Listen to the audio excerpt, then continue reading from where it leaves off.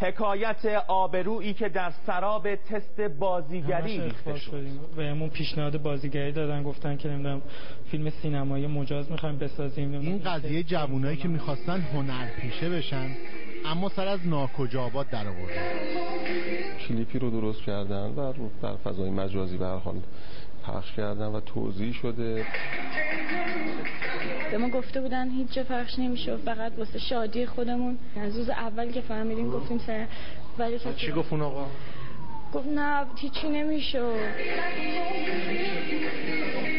ما گفتن که بیاد برای تست بازیگری و ما شما رو جهانی میکنیم. ظرف 2 ساعت شناسایی شدن و بعد از 6 ساعت همگی دستگیر شدن. و ما قول داده بودن این مثلا پخش نشه، هرچی بهش میگفتیم بر نمیداشت، بعدش هم با جواب تلفن نمیداد. بهشون گفتیم چرا این کارو کردی ولی توجه نکردن. جوانای عزیز به هر حال سعی بکنن، تلاش بکنن که مورد اغفال این افراد نارا به هر حال هنرپیشه، خواننده، به هر حال داریم این مسائل رو قرار نگیرن. به من گفتش که اصلا من دارم یه فیلم بلندی میسازم، مجوز گرفتم و اینجا حرفا میزد که دارم فیلم میسازم. سر یه تذکرم به کسانی به که جوونا رو اغفال میکنن. من دارم بهشون تذکر میدم، قطع یقین بدین. ببینید زمان و سرعت عمل پلیس در رابطه با کشف و شناسایی افراد بسیار سریع و خیلی کم بود و این کار انجام گرفت. قطعا ما این افراد رو شناسایی میکنیم و باهاشون برخورد میکنیم.